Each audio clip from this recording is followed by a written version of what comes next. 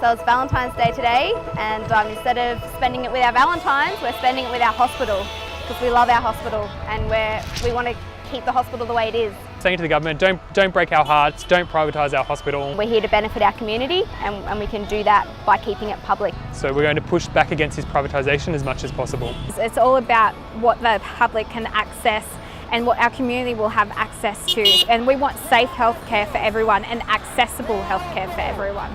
Private providers won't help us provide better care to our patients. Under a private operator, we won't have the same level of nursing care for our patients, and our community deserve better. They deserve the best nursing care we can give them.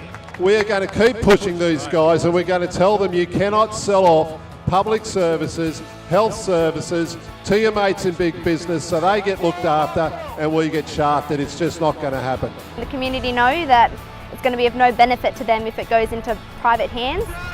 They're not going to get the healthcare that they deserve.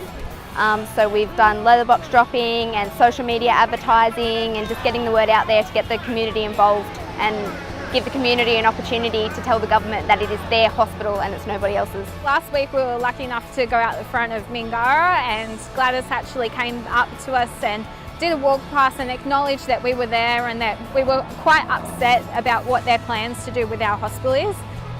She said to us that she is listening. She scheduled a meeting with Brad Hazard.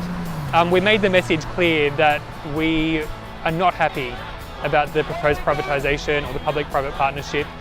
We don't want it to happen, and we let her know the community is not happy with this either. She was happy to acknowledge that they need to look at other options and take on board what the community have said, and acknowledge that there was no consultation with the community, with any of the staff, that this was going to go ahead, and basically look at the need for the area, especially an area where the socioeconomics is very different. We're going to end up with sicker people that aren't going to come to hospital to get medical attention when they desperately need it because they're not going to be able to afford it. Patients that have private health insurance are going to be first in line. They're going to get the first of these state-of-the-art medical treatments, and the public patients are just going to get put back and put back. Their wait times are going to increase, you know. We're not going to privatise. We're going to keep on fighting this. There's plenty of time. Yes, this is a long campaign, but we can do it. We've got to keep up the momentum. We've got to keep on putting the message out there. Wyong Hospital will remain public.